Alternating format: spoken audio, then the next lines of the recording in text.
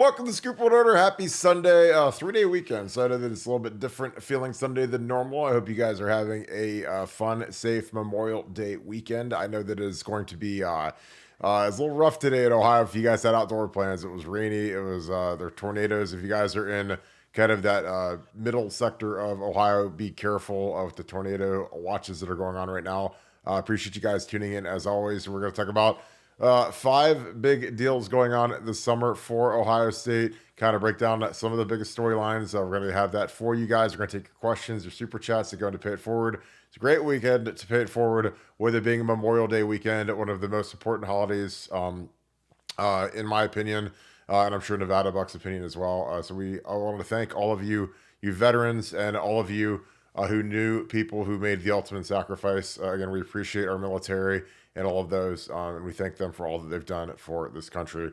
That being said, as always, we appreciate you guys kicking it with us on the Sunday night. Again, we'll go for about an hour. Again, we appreciate you guys each and every night. If you guys enjoy this content, please leave us a like. Those likes are huge for growing this channel. We go each and every night for the most part, so we do it for you guys. We know that you guys love the show. The chat is always awesome. We always have a great community, so thank you for all of that. Thank you for all that you guys do in regards to that. If you guys enjoy the page, click subscribe. And I generally, when I say that, I usually mean subscribe on YouTube, but also follow us on Twitter, subscribe to our Facebook page. We're growing all of our media formats right now, so those are very important.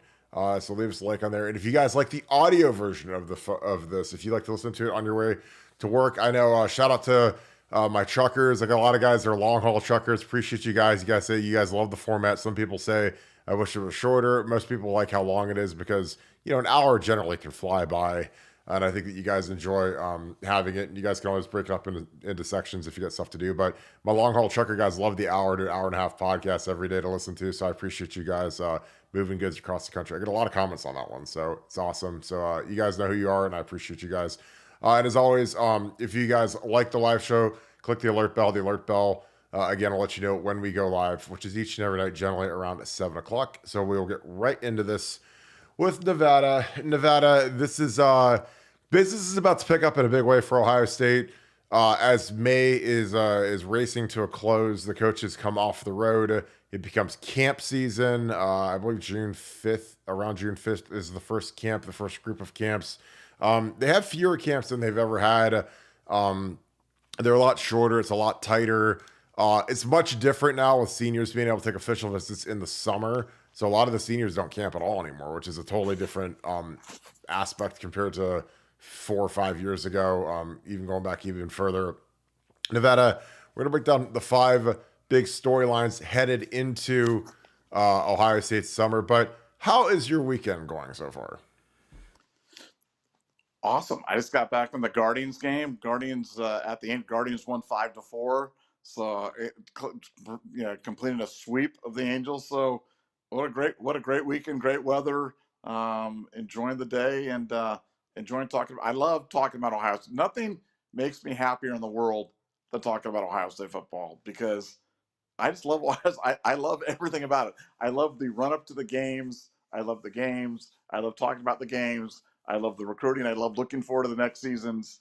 And this is a year that we're going into. I mean, imagine if you were a Purdue fan or you're like a Minnesota fan or something like that, and you're going to the season knowing, I wonder if we're going to go 4-8 this year, or is this the year we break through and go 6-6 and make the Auto Care Bowl or something like that. Man, we are so blessed to be Ohio State fans that we are literally going into a season where I can say unequivocally, this might be the greatest Ohio State team on paper that I've ever seen.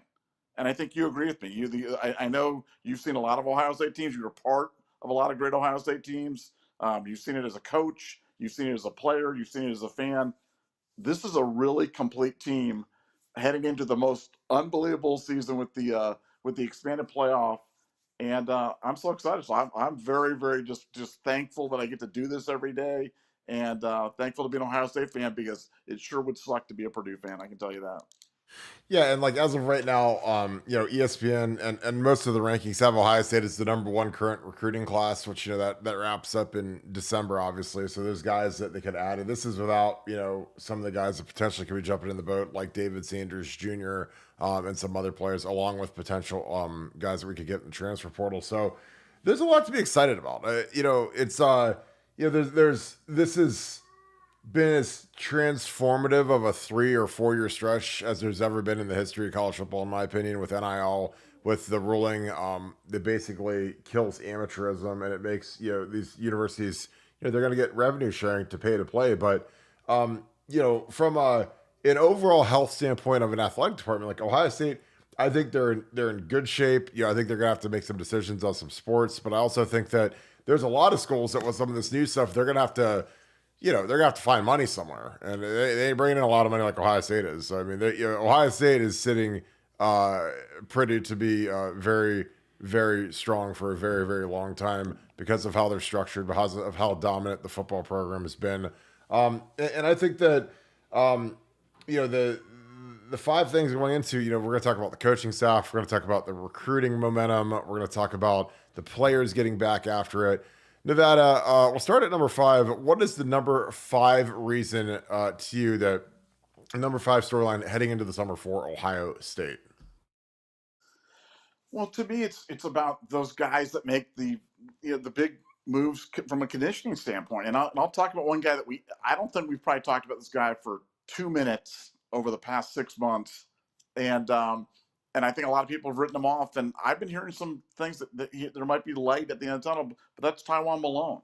And I know he hasn't done anything since he's come to Ohio State, and I know that he was a guy that wanted to play baseball, then going to do football and try to specialize, transferred, came here, and just it hasn't been a factor.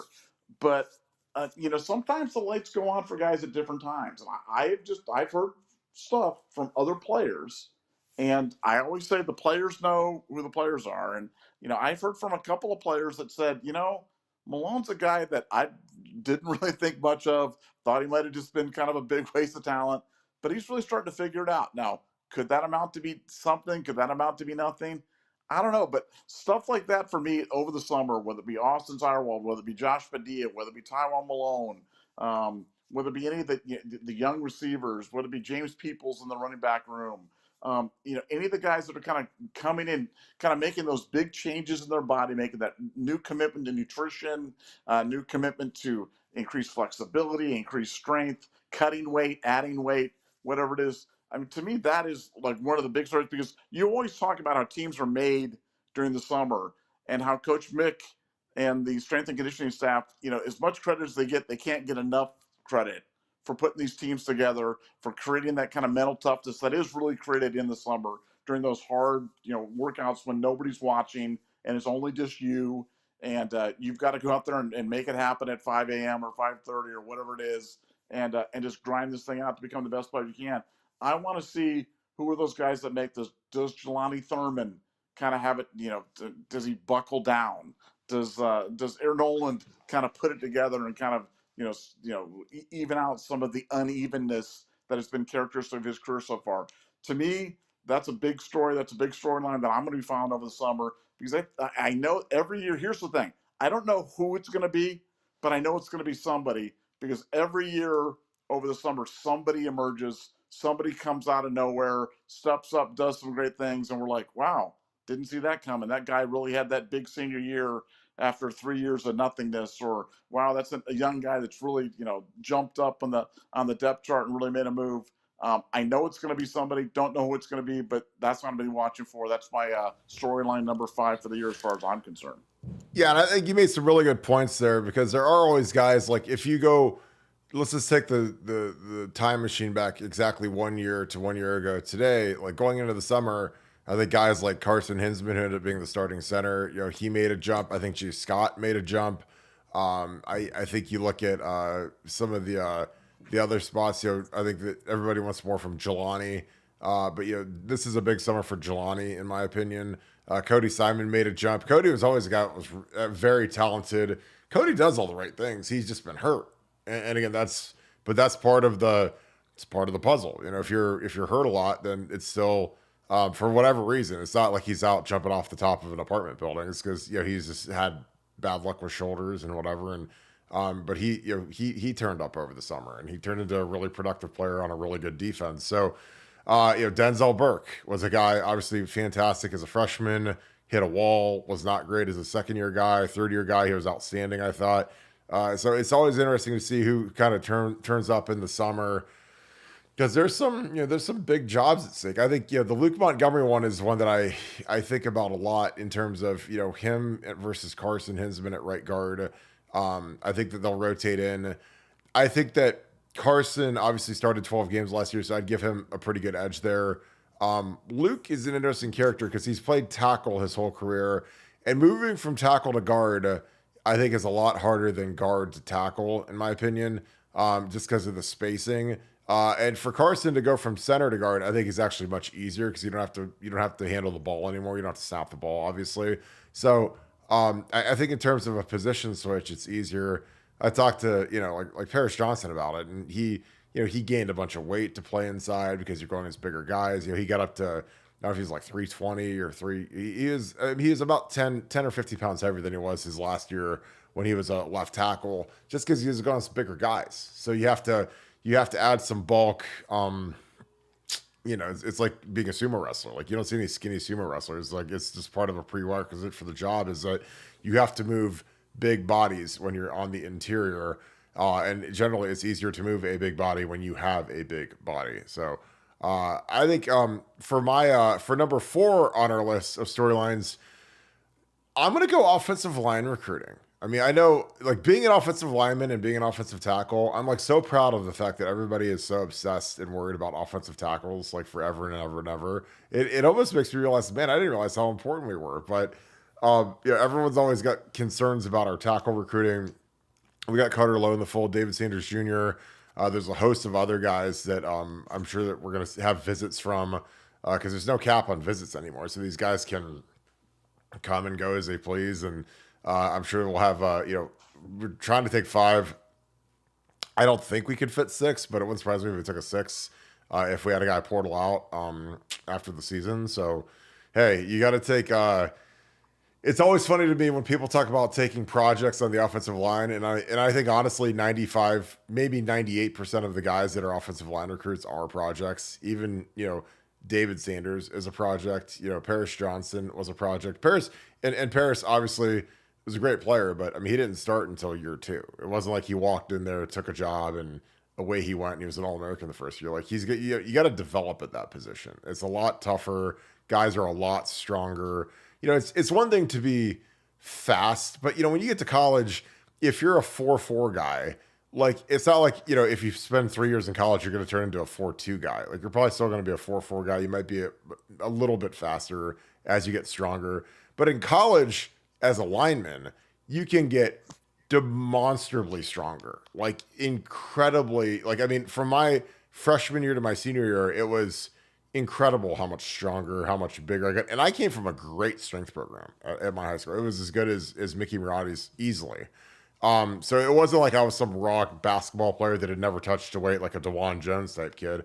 But even still, like as you physically mature, you grow into your body, and you just naturally go from being 18 to 22. Like, I mean, a lot of you guys that are weight room guys or you guys go to the gym, like you guys know you guys get a lot stronger from 18 to 22, probably as big of a transformative time as there is in your life. So it'll be interesting to see some of these guys that they're going to go after and who they close. Namely, can they close David Sanders Jr.? Can Justin Fry get the signature guy in the class that we need to lock this thing down and make it like a truly special class that's in the same breath as the 2002 class or some of the early urban classes that kind of reshaped and morphed the roster into being a monstrous roster from room to room across the Woody Hayes facility. Nevada, any of your thoughts on my bullet number 4, which happens to be offensive line recruiting? Well, I have a question for you. It's not exactly on topic on the thing, but it's on offensive line, and it popped in my head as you were talking about this stuff, and you were talking about this stuff earlier. Did you ever play center for, like, I'm talking about like for a play No. or a practice, Nope. like ever? Ever. Not one Never. time. No, And so I and was just, honestly, I should have. It was funny when I sat next to Kevin, not Kevin Gilbert. God, he was the GM for the Steelers with Cower. I'm blanking. I was sitting with him at a banquet last month, and I'm blanking. Kevin Colbert. I was sitting next to Kevin Colbert, and he talked about his scouting report on me, and he thought I'd make a great center, and I'd never heard that before. So I was literally sitting with a guy who was with the Steelers when Cower won a Super Bowl, and he's a longtime GM. Obviously, I think he has some small role with the Steelers, but he's obviously not the GM anymore. That's Omar Khan. But he said he's like I thought you'd have made a really good center, and I'd never heard that before. And it's like I would tell young guys when I was coaching, learn how to snap a football, because you might think you're 6'6" and whatever, but I mean there might be a point in life where you end up being a center. And a perfect example of that is Liam Eichenberg, Tommy Eichenberg's brother, who was a fantastic tackle at Notre Dame. Fantastic left tackle, second round pick of the Miami Dolphins that left as a left tackle. Ended up moving into center, and he's their starting center now. So again, he's a 6'6" kid, 6'7" kid. I guarantee you he never played a snap of center in his life, because you look at a kid who's 6'6" and he's that big. Why would you ever put a kid that tall at center? But in the league, when you've got, you've got good tackles in place. And so I tell these guys, when you get to the NFL, man, they might have some guy who's making $30 million a year already at left tackle. And they might have a guy who's a superstar rookie at right tackle. And they might just need to find a place for you. So you better learn how to snap a football, because there's no reason not to. It's not like it's something that is taxing on your body. It's basically like starting a lawnmower. So when you guys can imagine when you start your lawnmower up, like that's kind of the same motion as snapping the football in the gun. It's real simple. But no, I never played center at any level. And it's something that I honestly regret. Again, and I don't have any regrets, but it's like it changed my mind on how I thought about the position. And like everyone should learn how to snap when you're a young lineman, because it doesn't really take any effort. I mean, it takes effort, obviously, but it's not like you have to go do something that's going to wear your body out. Second, if you snap a football for an hour, you might burn 50 calories. So it's not really that tough. But yeah, where are we going with that? 'Cause that's actually a great question, Nevada. Well, now I was just wondering, because I just want, and again, regret, not the right word, but I just wonder, did you ever have thoughts about, I wish I had practiced more at guard, or I wish I had played guard, or I wish I had played center, or do you have, any thoughts about that ever enter your mind at any point in your time as you're kind of evaluating your career? I was just kind of curious about that. I mean, I think that you always have to, look, like, I think in a perfect world, it probably would have been better to cross train a little bit more. But I think that you need to do that when you're younger, because once you become the starter, man, like it's not like you don't have enough reps to go screw around and go play guard and go play center. And like, you got to get to be as good as possible at right tackle or at left tackle or wherever. So you can't really be bouncing all over the place, again, because it's a give and take. It's the same as any other position, sports where you've got like it was like in baseball, like when Alex Rodriguez went from being the best shortstop in baseball, and he traded to the Yankees and he moved to third base. Like, he'd never played third base. He'd always been a shortstop. So it's like you don't really have time to screw around and play other stuff. Now, when you're a young player, I would advise, like, these young kids that are on scout team and stuff, to play all the positions, play tackle, play guard, play everywhere. Just go get in there and give guys a breather, because on scout team, guys do get worn down.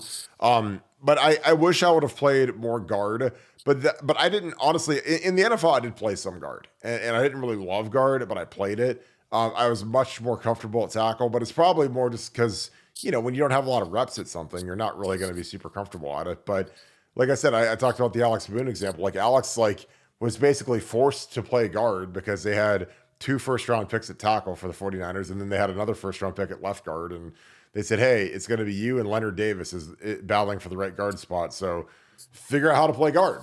And Alex did, and he ended up, getting like a $27 million contract from the Vikings a couple years later, and away you go. So, where there's a will, there's a way. And again, that's why, when people are dumb and they talk about, well, Paris Johnson had to play guard, and we're playing 4 tackles at guards. I'm like, guys, like, that's not how offensive line coaches look at it. They, when you're in that room, like, you're trying to put the guys in the best spots, and sometimes like Luke Montgomery has never played guard in his life until like this year, and he's been a tackle all through high school, and tackle last year, and guess what? He's playing guard now. So does that mean that we have a tackle playing guard?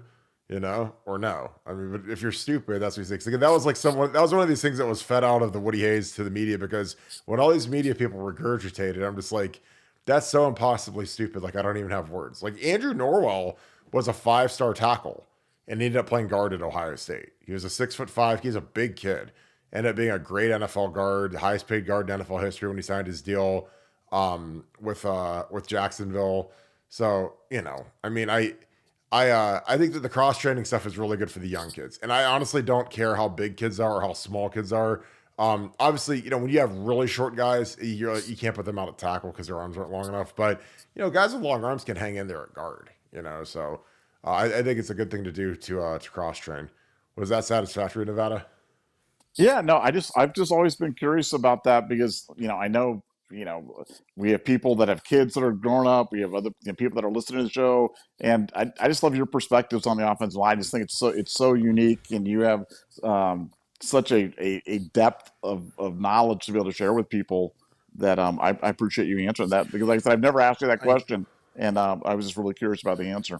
Well, I think that it goes across all the positions in football. Like, if you're a receiver, like, don't strictly be an outside guy. Like, learn how to play in the slot. Learn how to be a slot receiver. Like, if you're if you're a DB and you can play nickel and safety along with corner, you add a lot more value to the team. If you're a defensive end, if you're JT Tuimoloau, who on third down could kick inside and play 3 technique and rush the passer, and that would be really advantageous for the defense. I think that is the thing that you should do. Because, I mean, JT might end up being a 3-4 guy. He might end up being like Cam Hayward, because Cam Hayward's a 3-4 guy. He wasn't a 3-4 guy in college, but he is now, and he's probably going to be in the NFL Hall of Fame as a 3-4 defensive end. So I think the thing is, man, do whatever it takes to get on the field, and however you can help the team, and however you can get on the field, like, do what you got to do. And for me, honestly, that was a big reason why I was playing tackles, because, like, that my second year, my redshirt freshman year, like, the only open spot on the O line was right tackle. All the other spots were basically spoken for with Mike Nee, and they put Dadish at left guard, which was fine. And honestly, there was a time, it was funny. I measured at 6'4" and 3/8 at the combine, where I was actually in '03. I was the tallest player on the entire Ohio State football team. And I was like 6'4" and 3/8, which is crazy, because, I mean, we've got guys that are like trees now that are O linemen and tackles and that type of thing. So it's funny how we've gotten a little stronger vertically on the team. Jelani. I mean, we probably got about 7 or 8 guys that are taller than I am, but that was one of those interesting things. All right, Nevada, number 3. Number 3 for me is just going to be the implementation of the 2 running back set for Ohio State football. I want to see this. I want to see the install. I want to see what Chip Kelly does with it. I want to see how they use Trey Henderson and Quinshon Judkins. I never dreamed for a second when the game was over against Missouri. I honestly thought that Trey Henderson was gone. I wanted to believe that we'd heard rumors they might keep the gang together, blah blah blah. But I really thought that was the last time I was going to see him, and it made me sad because I love Trey. I love his skill set. I love his burst. I love watching him just run away from guys. I love how violently he plays the game, and the fact that we got him back, and now that I would say his Robin to his Batman, but they're both Batman. It's like Batman and Batman 2. Quinshon Judkins, who's just an absolute stud running back out of Ole Miss. How they're going to see them both on the field, and what type of challenges does that present to the defense? How often will Chip Kelly go to it? Will it be kind of a novelty type of thing, or will it be a feature of the OSU running attack in 2024? How often will they pass on that? How often will they swing those guys out and use them in kind of passing situations? How will that support Will Howard in terms of the running game? Um, I think the 2 back set is something that we haven't seen this since the mid '70s I think it was fitting that they went to the full house T backfield for the first play of the spring game because we're going to see something where you're going to have both guys on the field. It's going to be not exactly, but I mean I love Pete Johnson and Archie Griffin, where you've got guys in the running back that are lining up. Either one of them could get the ball at any time. And what does Chip Kelly do with it? And it's something that we haven't seen at Ohio State. It's something I haven't seen in college football in a really long time, and we've never seen it with two running backs of this caliber. And like I said, I mean, you got to go back to like Felix Jones, Aaron McFadden, Reggie Bush, and Lendell White. I mean, this is going to be one of the legendary, rushing attacks. I mean, we'll be talking about this 20 years from now, like we're talking about those other ones, and we get to see it this year in 2024. So that makes my number 3 storyline for the year is the two running back implementation for the OSU offense, which I'm completely geeked to see. Yeah, I agree. I think that's going to be something that'll be spectacular. It's something we haven't seen because we've never had two running backs this good at the same time at Ohio State. Not that I can remember. Not in my lifetime. So I mean, if it was Pete Johnson, Archie, but I don't think they're as good as these two.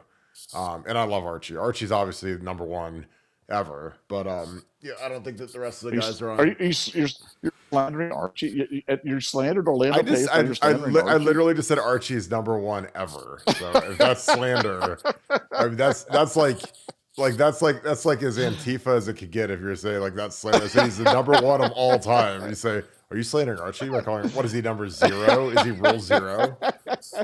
He's number one of all time. I just said that. I'm sorry, Archie, if you're listening, man. I'm sorry. I'd like to apologize. We've tried to have you on the podcast, Arch. We know that we can't get that done. But it would be nice. Wouldn't it be nice? But I digress. We talk to Adam, get him on there. That'd be great.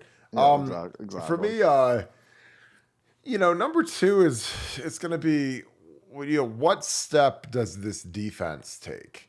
Because this defense, I'm going to pull up. I was looking at this S&P ranking, and because again, like when we're mining around looking for stuff to talk about, this S&P is from S&P ranking from ESPN. I'll just read it to you guys real quick. Is a tempo and opponent adjusted measure of college football efficiency. So this is analytics. This is nerd stuff to read, but it is a predictive measure of the most sustainable and predictive aspects of football, not a resume ranking. And along those lines, these projections aren't intended to be a guess at what the AP Top 25 will look like at the end of the season. These are simply early offseason power rankings based on the information we've been able to gather. So by that, Ohio State has the number 1 defense in the entire country. And it's interesting because they rank the offense at 20. They rank Oregon's offense at 1. So they're combined at number 2 behind Georgia. So it goes Georgia, Oregon, Ohio State.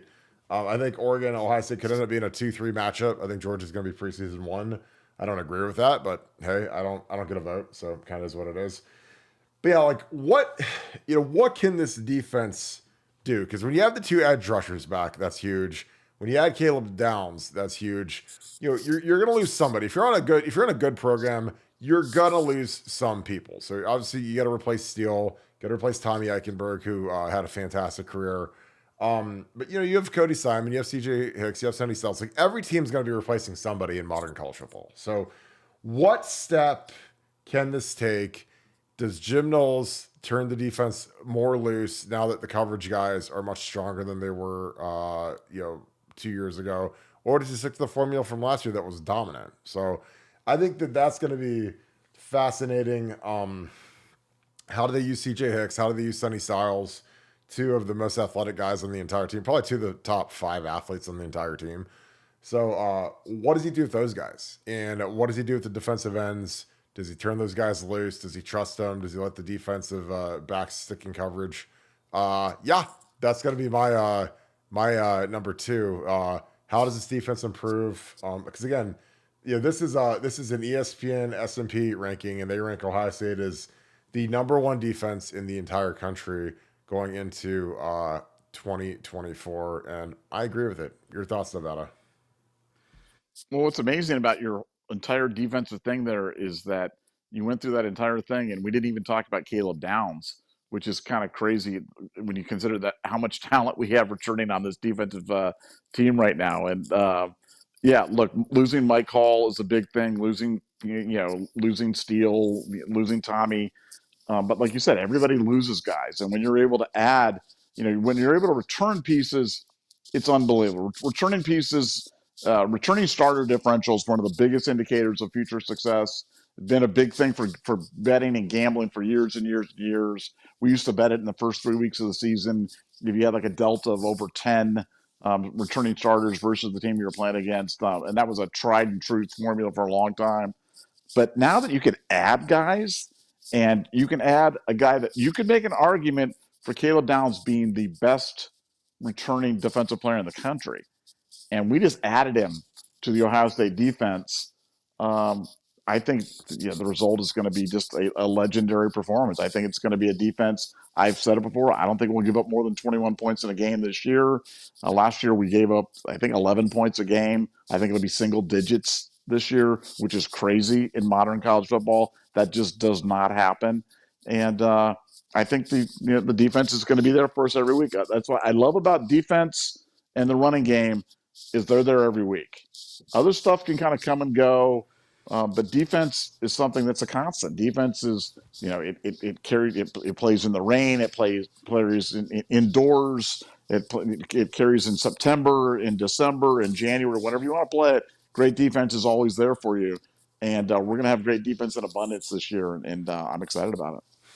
Yeah, I'm agree, and I'm excited to see what Ty Hamilton can do as a full-time starter because I love Mike Hall as a nose guard, but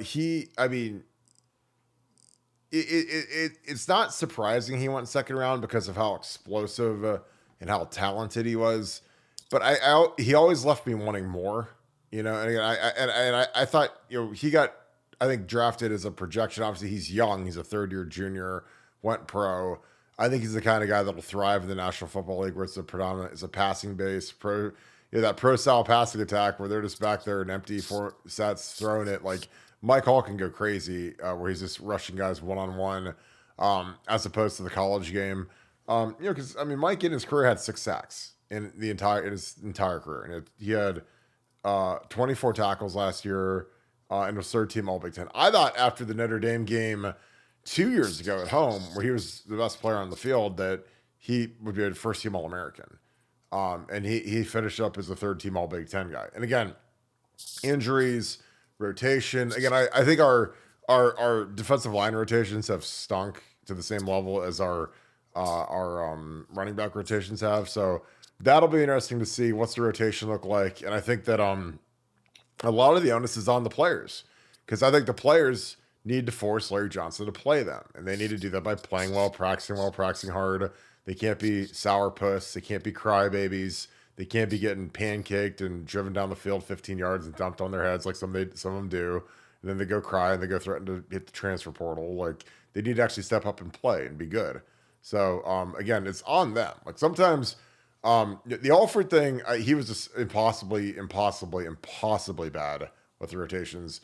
With LJ, I think he just has guys that just, frankly, they're not ready to go, or they're not showing they're ready to go, or if they got in there, they get killed. And again, I've seen times where they tried to sub out Jack and JT, and they put Kenyatta and the other guys in, and all of a sudden it's like a 35-yard run, like on the first play, out of the gap, or gets bulldozed or whatever. So again, you gotta, it can't look like vomit. The film can't look like vomit when you get in the game.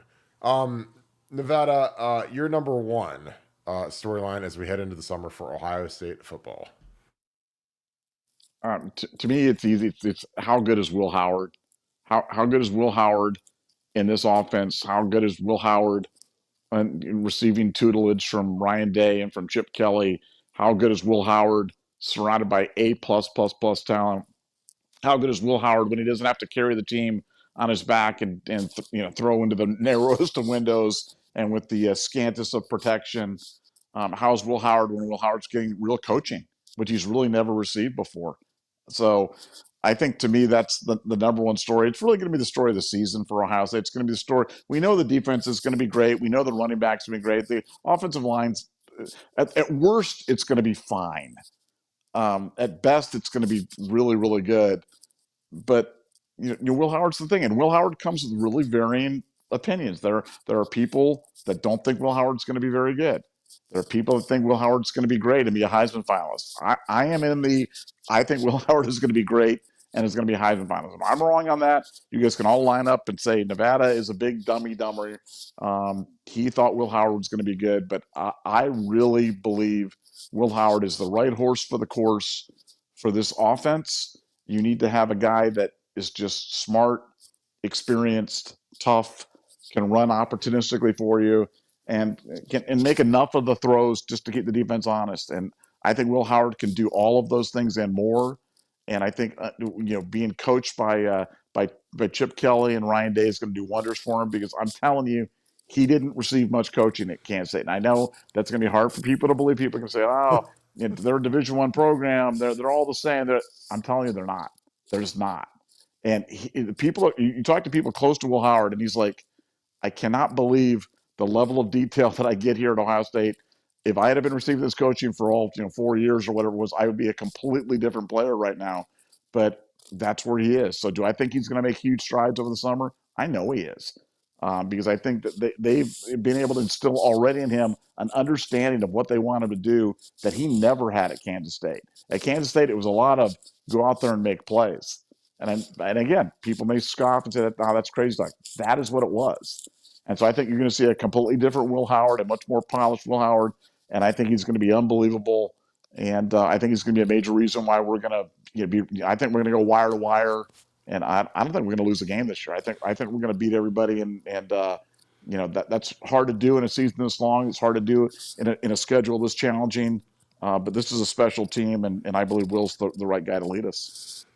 Yeah, I agree with you. I think it's going to be a special year, and again, I think he's a guy. I mean, for better or worse, that's the guy Ryan Day wanted. So it's the guy Ryan Day paid. It's the guy that they won. And again, Ryan's going to run him this year. Like, I mean, this isn't going to be the old CJ Stroud plan where he's made of porcelain and he can't run the ball ever. So we're going to run him hard, and it'll be amazing how much easier it'll be to be efficient in the offense. It's like when I said, for like 3 years, if we would just run zone read in the inside the 5-yard line, we'd score like every time.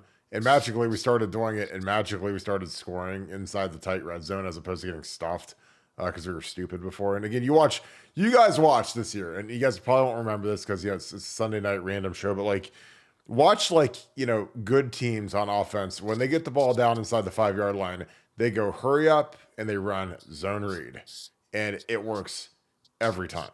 It's like stealing, literally. And I would watch teams do it, like LSU. I watched LSU FSU last year, and they just kept doing it. They both did it, and they just kept walking into the end zone. I was just like, wow, that's really cool. I wish we'd do that, but hey, it is what it is. So those are our 5 storylines, and we will get into some super chats. Nevada, any closing thoughts on our storylines? No, I'm excited for the year. I can't wait, and I think the great thing about these storylines is there are always going to be guys that emerge. There's always going to be new storylines that kind of. But I think we actually did a pretty good job on the 5, and but the Will Howard one's the big one. That's the one where you've got people with really varying. I think everybody's kind of on team. We're going to have great defense, or on team. Trey Henderson doesn't suck anymore. Because that was a take for a while, and that was a stinker. That one aged, or that Jim Knowles doesn't know how to call defense. That was, those are 2 takes that we've kind of sent to the island of misfit takes. But the Will Howard one is going to be the last one that has to die, because I think he's going to surprise a lot of people and carry this team. Yeah, I totally agree. Joe, thank you for the 5. Living in Austin, Texas, rewatched the OSU Texas game. I assume that's the 06 game. You rocked it. Laurinaitis had his coming out party, forced INT. Should have won it by more. Bad calls. That was a fun game because we actually won that one. We went down there after losing in 05 when we had a better team. And we played Texas when they had a worse team, and we beat them, thank God. They ended up losing, I think, 2 or 3 games that year. They played in, like, the Alamo Bowl. But that was Colt McCoy's, like, second game. They had him and Jevin Steed, like, rotating. So that was way easier than Vince Young. Plus, that team in 05 lost a bunch of really good players in the league. So, but '06 had first rounders all over the place. They had Jamal Charles and Jermichael Finley, and they had a lot of guys that were big time dudes. So yeah, it was a fun win. That was the one game where Tress actually pulled the starting O line in the third drive and put the backups in, and they went down and scored, which was amazing. But it was like, we got a turnover. I think Donald Washington got a fumble recovery, and he was running down the sideline and ready to go in the game, and they're like, nope, we're putting the twos in like we talked about. Because this, we talked all week, and then we said it's going to be hot, so we're going to play the second O line the third drive. And I'm like, why the third drive? Like, you're not even tired in the third drive. You're only tired by like the 10th drive. But no, they put him in, and God bless Tress and Bowles, because they put a bunch of guys out there that had never played before, playing the number one team in their home stadium. And that was either going to be a stroke of genius or a stroke of insane stupidity. And it ended up being a stroke of genius. And it's like, you got to have balls the size of, the Cosmopolitan of Las Vegas to do something like that. And Tress did. And he put a bunch of guys out there that never played before. And, he called 3 plays where they didn't have to block anybody. He called like nakeds and bootlegs and like real easy stuff.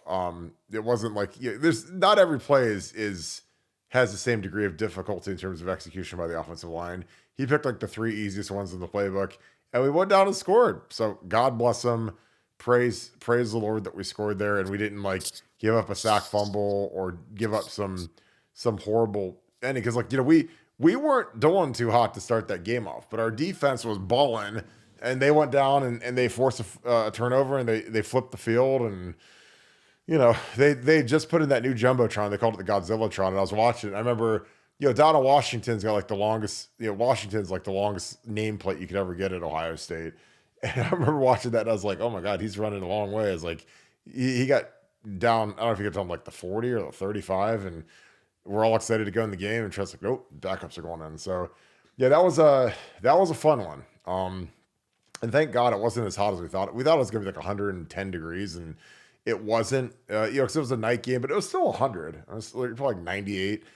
So it wasn't like we were, relaxing, but it was a tough game. It was good to avenge that one. And those games are always fun because when you win the second game and they're not on the schedule for the foreseeable future, then you have like bragging rights for a long time, even though they won the Natty the year before. But we kind of ended their national championship reign that night, so that was fun. And it's always fun winning in someone else's stadium. Nevada, Joe, thank you for the 5. Says living in Austin, Texas, rewatched the OSU Texas game. He said I rocked it. Laurinaitis had his coming out party. Forced INT, should have won by more. Bad calls. Your thoughts on that '06 Texas game? Well, I remember a play that we haven't really talked about, but I remember the play. I think I remember the players, but maybe you can correct me. But did David Patterson hit Colt McCoy, and they called him for like a high hit or something like that? And the officials said they called him for head contact. And on the replay, I think one of the TV announcers is like, his only thing he did wrong was he's too tall, because it was like he like hit him, but he was just taller than him. So by definition, he got him in the head. And they called head contact, and it was a big play. It took away a big. Am I right? Was David Patterson on that team? Oh yeah, he was senior captain that year. They moved him back to D tackle. He started to D tackle with Quinn Pitcock. So yeah, well, I'm pretty sure he got called for a personal foul, head contact, or something on a huge play, like like an interception or a fumble or a big sack or something. And I remember just being furious. I was like ready to kill myself after that one, and you guys made it not matter anyway, made it look easy. Well, so thank you for that. The funny thing is, Dave's not even tall. Dave's like 6'2". So I mean, like that's if he was but Colt McCoy's like a midget. He's like 5'4" or whatever the heck he was. Yeah. Oh yeah, that was a wonderful night. Those are always fun flights home too. That's the thing I was gonna remember is like after that game, we fly right home after the game because we have to get onto the next one, and that was a fun one. Sloth Nations, thank you for the 10. Appreciate you. Do you guys think Chip Kelly is here to stay for a while, or is he a 1-year rental? I think he'll stay due to his relationship with Ryan, but I can see the NFL calling him as an OC gig. Well, he's got a 3-year deal in Nevada, I think. Yes, multi-year deal for sure. Yeah, I mean, I know he's got at least. I mean, for some reason, I don't know why I'm thinking he has 3 instead of 2, because 2 is pretty standard for a guy like a Chip Kelly hire. But for some reason, I think Yeah, he's it's got not. It's 3. not. It's not.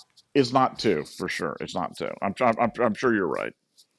Well, I just because again, that's like I said, when you're going after a guy like Chip and he's leaving this, he's got a head coaching job at UCLA, so it's not like I say, he's living in LA, so he's living in a great spot, but it's just got a incompetent, moronic athletic director, so I'm sure he wanted to get out of there. But I think again, coaches are only as faithful as their options, so there's. I mean, I think he's here for a while. I think that he likes Columbus. I know that he's in the Upper Arlington community. I think that he lives right down the street from the building. I think the price of living is much nicer than Los Angeles. I think that um, not having to be the guy is nice. Because he doesn't have to be the guy right now. He's a COC, so you're not Mickey Mouse. He gets to be Pluto at Disney World, and all the kids want to go see Mickey Mouse, and Pluto just kind of walks along and signs a few autographs, and sometimes that's not a bad spot to be in. But I think that this is a scenario where a thing that I learned and knew about coaching is that you have to always evaluate not just the job opportunity, and that's what are they going to pay you, how long is the term of the contract, but who are you going to work for?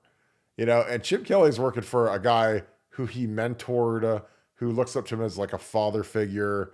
So, it's going to take something pretty significant for him to move on from that. Because again, he's going to have the best talent in the country. He's got, one of the best head coaches in the country.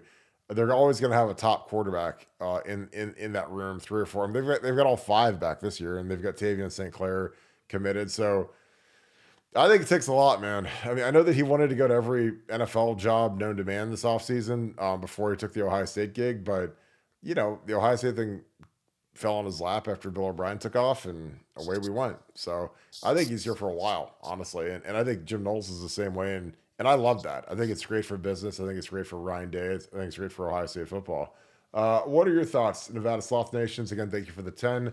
He asked, do you guys think Chip Kelly's here to stay for a while, or is this a 1-year rental? I think he'll say due to his relationship with Ryan, but I could see the NFL calling him as for an OC gig. Well, I think what you have to remember is that Chip has kind of gone through a transformation and a realization that he is back doing exactly what he wants to do, and he doesn't want to do the other stuff. So I think Sloth Nation identifies it right. I think the potential move for him would be an NFL OC job. But I don't think I don't think Chip wants to be a head coach anymore. I really don't believe that, especially not in modern day college football, because the modern day college football job has changed dramatically. It isn't the same job that Nick Saban had. It isn't the same job that Urban Meyer had. Any of those guys that, Dan Mullen, any of those guys that were head coaches back then, man, they don't want anything to do with this new world of NIL, of transfer portal, of instantaneous free agency. They don't. They just don't want it. And I think for Chip Kelly, he's kind of looked at it and go, all this administrative stuff, this fundraising, this hobnobbing, dealing with all that other stuff, man, I don't want to do it. I just want to be. I want to be all about ball, and I can do it at Ohio State at the highest level. Could he move on to be an OC in the NFL at some point? Sure. I think that would be the only path that would be, even remotely interesting to him. But the way that it's going with Ohio State and what they can pay him and kind of his quality of life, I think he could be here for a long time. And it wouldn't surprise me at all to see him here longer than people think. But for Chip, he's changed, and he's had a realization. He's had kind of one of those moments of clarity about what he wants to do with his life, and he's right where he wants to be, and that's good news for Ohio State. Well, I think that something that you have to consider, if you want to go to the 4D chess realm of Chip Kelly potentially considering being an offensive coordinator in the National Football League, is that, there's been this very heavy skew with these owners towards, when they're going to hire a new head coach, they want offensive guys. They want offensive coordinators. They want guys that are Kevin O'Connell. They want Sean McVay. They want, obviously Andy Reid is the old guard, but, Mike McDaniel for the Miami Dolphins. Lot of love to the young offensive guys. And I don't know the numbers off the top of my head, and I didn't look them up because that was just kind of like, thinking about this while we were here. But I bet, if there's 32 teams, I bet that 24 of them are run by offensive head coaches. And what that means is when there's an offensive head coach, man, he's probably going to be calling the plays. Like Sean McVay calls his own plays, Mike McDaniel calls his own plays, Andy Reid calls his own plays. So, does Chip Kelly want to be an offensive coordinator for a team where he's not the play caller? That's what I don't know. So, I mean, that really, it boils, I know he interviewed with Tomlin. Obviously, Tomlin's a defensive guy. There were other jobs he's sifted around. Tomlin would make sense because, if you're the offensive coordinator, you're calling the plays. It's not like that at most of the NFL programs because like Kevin, like Stefanski, he calls the plays. He's an offensive guy. Zach Taylor, the Cincinnati Bengals, he's an offensive guy. So as you go around, it's like you're looking at who's Kyle Shanahan calls the plays. Like a lot of these head coaches are calling the plays. So Chip wants to call the plays. Like he's not going to go somewhere and just be the title only offensive coordinator like Brian Hartline was last year. Like he wants to actually coach and do the thing. So that's just something to consider because I think that there's fewer jobs that because it's got to be they got to want him and and his stuff and then and again I think that the stuff that Deshaun Jackson and LaShawn McCoy said was just pure fiction, like because again Ken John Ballmer and a bunch of these Oregon guys came out and said they never hinted any of that of the racism or any of that. So but I don't think that helps Chip's cause. So again, that's not I think it's all trash, but it's out there. And again, I don't think that helps him with the NFL owners and teams and players and whatever, even if it's purely fiction to chase views and ratings. Because again, go look at their podcast. Their highest rated podcast they've ever had was that episode by far. I think that episode got more views than every other podcast they've done combined. So again, they were doing it. They knew what they were doing. They assassinated Chip Kelly. And honestly, I think it's pathetic. Jay Willie 75, thank you for the deuce. Appreciate you, my friend. Will Howard is going to be an animal top 10 quarterback. I agree. I think Will Howard is going to be outstanding at quarterback in this offense with this scheme with Quinshawn and Trey and JJ Smith and Emeka. Whoever is in at quarterback is going to be, a top 10 Heisman finalist. And you can look at the betting right now online. I mean, he's listed as a top 5 or 6 Heisman favorite. Because of the potential of the offense, the schedule, the play caller, everything just bodes really well for Will Howard. Nevada, your thoughts from Jay Willie says Will Howard is going to be an animal top 10 quarterback. Your thoughts on that? Yeah, I don't think there's any doubt about it. I think he's perfect for this offense. I mean, really, if you ask me what I'd want out of my quarterback in a Chip Kelly run offense, is it the golden arm guy that's kind of fragile and can't run? Or is it the big tough guy that may not be quite as precise but can get to those yards? Man, I want the big tough guy because Chip is going to run the quarterback. He's always done that. That's always been a staple of his offense. That's what he wants to do. You can't take that away from him. And you can't have a guy that's fragile. You can't have a guy with 2 left feet. You can't have a guy with no pocket presence. You need somebody who can move around. You need a guy that can lower the shoulder and pick up those tough yards, that can run in between the tackles when you need him to, can distribute the ball, can be a lead blocker sometimes, can be handed off, can swing the ball out there. And Will Howard can do all those things. So I think he's perfect. I think top 5's low. I think he'll be top 10. I think he'll be top 5. And I think he'll be in New York for the Heisman ceremony. Yeah, I agree. It's a safe bet with Ryan Day, managing the controls of the offense with Chip Kelly.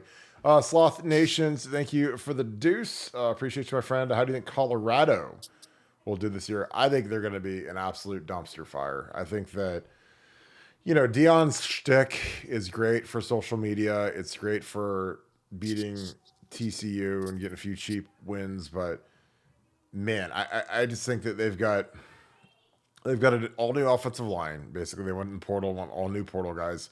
They've got a rookie O-line coach in Phil Lodeholt, who's never coached the offensive line before.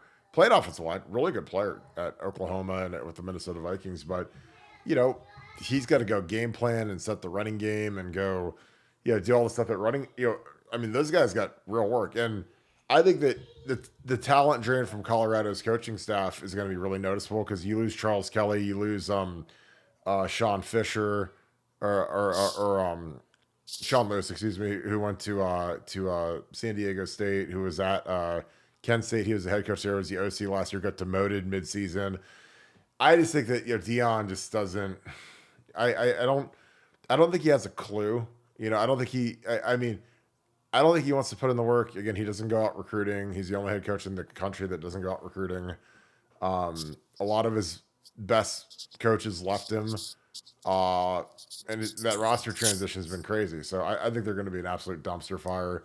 But they'll be great for TV because they're easily the most hated team in college football, bar none.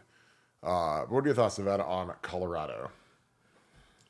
Well, I was looking at their schedule, and like we can go through their schedule and kind of see, you know, I mean, it's not a high demand schedule, but for their team, so they play North Dakota State, and then they play at Nebraska, then at Colorado State, Baylor, at UCF, Kansas State, at Arizona, Cincinnati, at Texas Tech, Utah, at Kansas, and then Oklahoma State.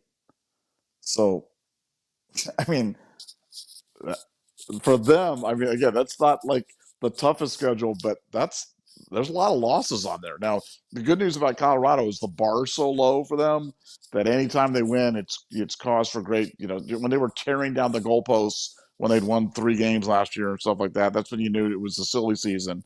But I don't know how I don't think he's got a 500 record with that schedule. I don't see it. I think they'll have a losing record, and like I said, I'm not sure exactly how good some of those teams are that they're playing, but Colorado's not very good, and I think I think it's gonna be hard times for old prime time. Well, I think it's a combination of. I don't think they're very good. I think that they're dependent on their two guys, on Shador Sanders and Travis Hunter, obviously two first round picks. But the problem with when you treat the kids the way he treats them, and you construct the roster like that, where you're just taking flyers on everybody, and you're not really recruiting high school kids, and you're getting portal guys, is like by the middle of the season when they're 3-6 or whatever, those guys are all looking for their next houses. They're all looking for their next homes in terms of, do I hit the portal again, December 1st or whatever, whenever it opens back up. Like, and he recruits a lot of guys that are quitters. They're going to quit. They've already quit. They've already hit the portal once. They're going to quit again. And they're going to look for an easier pasture. And again, I don't think Dion really knows what he's doing. And again, Dion, obviously he's great. He's a great sales guy, a fantastic sales guy, because he's selling Colorado football, which is a product that nobody wants, nobody cares about, and people care about it now. But he, like he never. And again, I'm not saying you have to work your way up in the ranks and coaching and whatever, but like he never did a lot of the nuts and bolts stuff that you have to learn how to do as a coach. He went right to the top as a head coach, and I think the hard part is like when you skip the step of coming up the ranks, is that you don't really get to know a ton of coaches that you could potentially fill your staff out with as you're a GA, as you're a position coach, as you're a coordinator, as you're a young head coach at a smaller program. So his staff is not strong. So when you've got that and you've got a bunch of kids that are mercenaries, like it's really going to be tough. And again, I think that they're all sizzle, no steak. I think it's like Dean Lanning said. He said, the game's played on the grass. It's not played in Hollywood. Like that's kind of what it is with them. And a team like Colorado is a team that everybody wants to smoke. So when they show up, man, everybody wants to smoke with Colorado because they get all this fame. And again, I don't think that it's lost on a lot of these kids when you see these kids drive around in Cybertrucks and Bentleys and living in mansions, and like those guys can't wait to hit Travis Hunter and Shador Sanders. And I think that Shador, I think he's gonna get to a point in the season where he's gonna get so beat up by that offensive line that he might pull himself out and say, "Hey, I gotta go train in Phoenix for the draft." So it'll be interesting to see what they look like by the end of the season.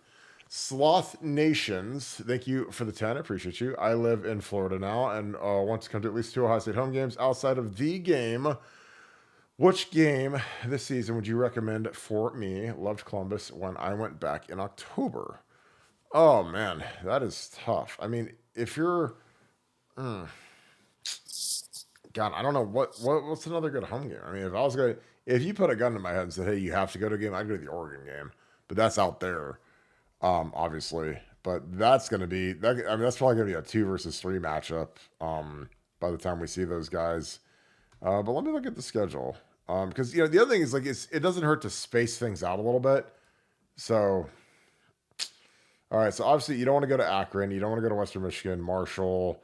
We're at Michigan State. I mean, you go to Iowa because we're guaranteed to win because they can't score points. Nebraska will be interesting because Dylan Raiola is probably going to be the starting quarterback. Purdue stinks. Indiana. Honestly, I'd probably say Nebraska. Because it's going to be late October, and you'll get to see Dylan Raiola, so there'll be storylines abound about that. I'm sure if Dylan's starting, former Ohio State commitment, that whole jazz. So I'd say Nebraska, Nevada. Do you agree or disagree? Outside of the game, what is the best home game this year? Yeah, yeah, I think Nebraska's probably got the best storylines, but you mentioned Iowa. I think that's going to be a good. I mean, good relative to they've got a great defense. They'll have a great defense. Always kind of fun to see that. Nice to see Luke Lachey out there, and we should win comfortably. But that's a fun game against a good opponent. And so I'd probably say Iowa. The schedule this year, the home schedule this year isn't great. But when you start looking out the home schedule, you start running the schedules to the future.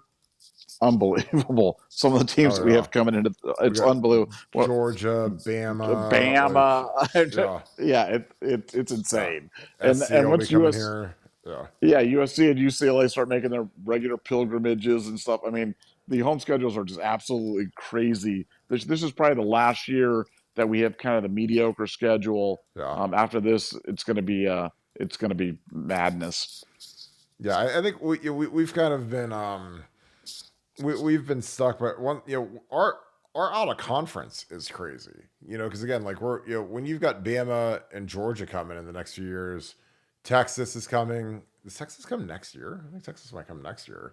I mean, so you've got like major programs coming to the shoe, and those are always exciting. People love to see those big cross section matchups that you only see every so often. So I think that'll be really exciting. So I guess if you want to go earlier in the year, I'd say Iowa.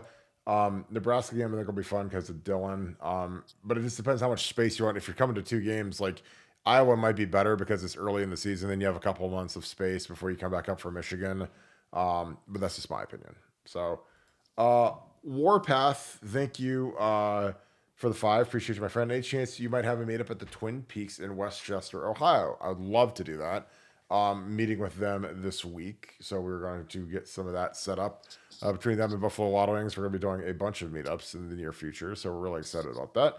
But yeah, we're gonna kind of barnstorm the state a little bit. I know that we're going to definitely do Buffalo Wild Wings Grove City when they open. They're opening a all new from the ground location, literally from scratch. So that'll be really cool to see. They'd like to have us come out. So I wasn't sure if they want us to come out the first week because I don't want to overwhelm the poor place the first week they're open, but if they want us to come, this was going to happen. So that's what happened last time. But it's always fun getting together and seeing everybody. And we'll probably do a season preview show that day. So yeah, that'd be good. Nevada, any chance we'd have a meetup at Twin Peaks in Westchester? I love Twin Peaks and I love Buffalo Wild Wings. Have you ever been to a Twin Peaks? Oh yeah, for sure. No, I've been Oh, I mean, not as often as say like a Hooters or certainly not as often as a Buffalo Wild Wings, but certainly have been there for sure. Um, and looking forward to Nevada Buck. I'm definitely going to be coming to one of the meetups this year. We may advance it in advance. We may not announce in I advance. don't- We may be like a secret diner there at the thing. So oh um, God. you never know. You never know when Nevada Buck's going to be showing up. So this is gonna be a lot of fun this year. So buckle up. Someone's got to take a photo of your sign, right? That's part of the thing. That's the secret Uh, decoder I, ring. I'm Take a I'm gonna photo of my come. tennis side. I'm gonna come myself and get that slime thing taken care of. I got some Oh, business on Ohio the State over the rock. summer. So I'll be there. I'm gonna find the rock. I'm gonna laugh when it says down to a pebble. This is the Nevada No, Buck pebble, Nevada Buck family no, pebble. no chance, man. That'll be there Oh, forever. I know. because they love us. All right, Nevada, let's wrap this thing up. Any final thoughts? No, just I want to thank everybody. Thank you guys so much for unbelievable gear drop, man. We had a gear drop a couple of months ago and just killed it. We opened a second one for Father's Day and absolutely crushed it. Thank you guys so much for the overwhelming response for that. And we'll have all that stuff out to you guys by Father's Day. But thank you guys for supporting this channel, and we'll see you tomorrow night. Yeah, thank you guys as always for all you guys do. As always, I hope you guys are having a great Memorial Day weekend. Let me get Warpath off the screen. We appreciate you guys so very much. Again, I hope that you are taking a moment to give thanks for our fallen heroes. Again, we appreciate all that you do. Thank you guys for the super chats going to our Pay It Forward program. We've signed up a ton of new veterans and military members, first responders to BuckeyeScoop.com. If you guys have not joined BuckeyeScoop.com, now is a great time to do it as we ramp into the June camp season. Is going to be a fantastic run going forward. As always, if you guys enjoy this content, please leave us a like, click subscribe. Also click that little alert bell. I hope you guys are having a great long weekend. Again, we appreciate you guys so very much. Shout out where you guys are watching from. Shout out who you guys are watching with. As always, thank you so much for being a part of the Buckeye Scoop family. Going each and every night. We'll be going against 7 tomorrow night. So I'll be ready to rock 7 o'clock. We will see you guys then. Have a great Memorial Day. Go Bucks.